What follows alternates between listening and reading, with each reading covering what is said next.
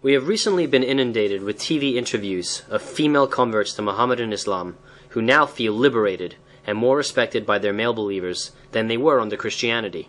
How factual and accurate are their perceptions?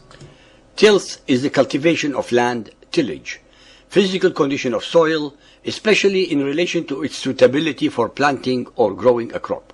Most of the verses of the Quran were revealed to Muhammad as a result of incidents, utterances, actions, and or deeds by, from, and unto Muhammad or some of his companions.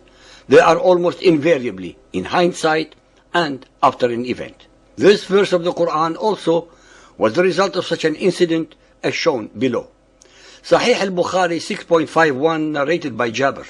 Jews used to say, if one has sexual intercourse with his wife from the back, then she will deliver a squint-eyed child. So this verse was revealed. Your wives are a tilth unto you, so go to your tilth when or how you will. 2.223. Sunan of Abu Dawud Hadith 2159 narrated by Abdullah ibn Abbas. Ibn Umar misunderstood the Quranic verse, so come to your tilth however you will. May Allah forgive him. The fact is that this clan of the Ansar, who were idolaters, lived in the company of the Jews, who were the people of the book. They, the Ansar, accepted their superiority over themselves in respect of knowledge, and they followed most of their actions. The people of the book, i.e. the Jews, used to have intercourse with their women on one side alone, i.e. lying on their backs. This was the most concealing position for the vagina of the women. This clan of the Ansar adopted this practice from them. But this tribe of the Quraysh used to uncover their women completely and seek pleasure with them from in front and behind and laying them on their backs. When the Muhajirun, the immigrants, came to Medina, a man married a woman of the Ansar. He began to do the same kind of action with her, but she disliked it and said to him, we were approached on one side, i.e. lying on the back. This matter of theirs spread widely, and it reached the Apostle of Allah. So Allah the Exalted sent down the Quranic verse, your wives are a tilth to you, so come to your tilth however you will, i.e. from in front, from behind, or lying on the back. But this verse meant the place of the delivery of the child, i.e. the vagina. Al-Baqarah 2.223. Your wives are a tilth unto you, so approach your tilth when or how you will. Until today, the ulama have not agreed on whether or not this verse gave the right to the husband to have anal intercourse with his wife, or woman, or not. The traditions, as usual, contradict each other by the opposing views giving isnads proving their points all the way to Muhammad. Ladies and gentlemen, humans can enjoy sex by numerous positions, not only two. If having sex from behind is more revealing and hence presumably more enjoyable, then the Ansari women had no reason to complain. The fact that the Ansari women objected to the intercourse must have been because it was not a vaginal act, but an anal one. Al-Bukhari narrated after Ibn Umar that Al-Baqarah 2.223 was revealed on the issue of having anal intercourse with women. Al-Tabarani narrated in Al-Aswat, with a reliable chain of traditions, that your women are a tillage for you was only revealed to license anal intercourse. Ibn Abbas narrates that Umar ibn al-Khattab went before the Messenger of Allah and said, Master, I am destroyed. The Messenger of Allah asked, what thing has destroyed you? Umar replied, last night I had anal sex. The Messenger of Allah did not give a reply to Umar. Then Allah sent down this revelation. Your wives are a tilth unto you, so approach your tilth when or how you will. The words Qabul wa Dabar mean the anus is accepted. These can be found in Asbab al-Nuzul by As-Suyuti on Surah Al-Baqarah 2.223. It beggars belief that Umar was expecting damnation just because he had sex with his wife, penetrating her vagina from behind. What is certain is that with this verse Allah supported the men. They had the right to use the positions that they wanted. Women had no right to protest. They had only to submit to their husbands' whims. In any case, this verse excluded women from the debate, and by so doing transformed the question, which was thus reduced to the following.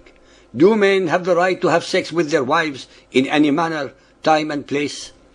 Without a shadow of a doubt, all the hadith simply disregard and degrade the rights of women, by giving men the right to completely ignore the wishes of their women regarding sexual positions, times, or places.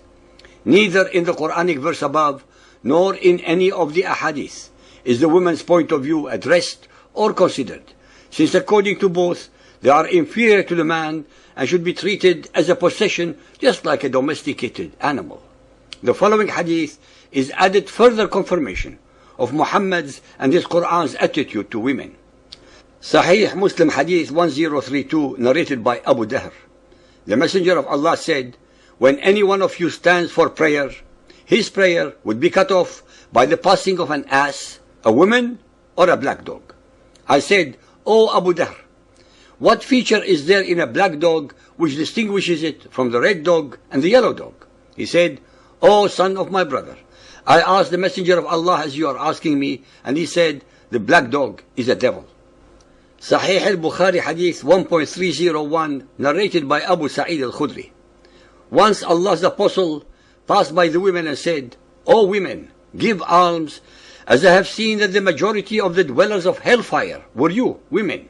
They asked, "Why is this so, O Allah's apostle?" He replied, "You curse frequently and are ungrateful to your husbands. I have not seen anyone more deficient in intelligence and religion than you.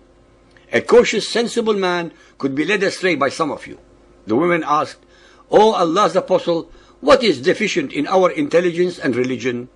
He said, "Is not the evidence of two women equal to the witness of one man?" They replied in the affirmative. He said, "This is the deficiency in her intelligence." "Isn't it true that a woman can neither pray nor fast during her menses?" The women replied in the affirmative. He said, "This is the deficiency in her religion." If the women were more astute and less afraid of Muhammad, they would have replied to Muhammad, "The reasons that the witness of two women is equal to one man and that we are not allowed to pray or fast during our menses are because you told us that Allah ordained this. These were not so before Islam." Sahih al-Bukhari 1.493, narrated by Aisha. The Prophet said, "The things which annul prayer were mentioned before me, and those were a dog, a donkey, and a woman." I said, "You have compared us women to donkeys and dogs."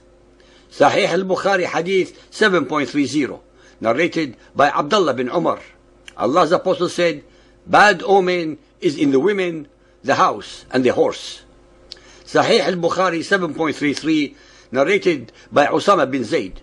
The Prophet said, "After me, I have not left any affliction more harmful to men than women." Al-Nisa 4.34, men are the protectors and maintainers of women. The righteous women are devout. As to those women on whose part you fear disloyalty and ill conduct, admonish them, refuse to share their beds, beat them.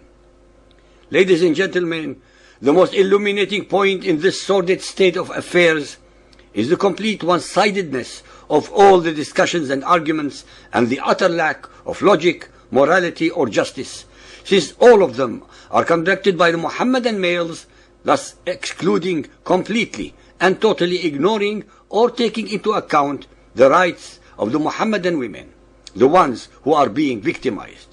Muhammad and his Quran show neither respect nor recognition of Muhammadan women as dignified, intelligent, and equal human beings to the Muhammadan men. Those European women who are converting to Muhammadan Islam could not have possibly been made aware of the degrading and humiliating verses in the Quran and Hadiths regarding the treatment of females by Muhammad's cult belief system.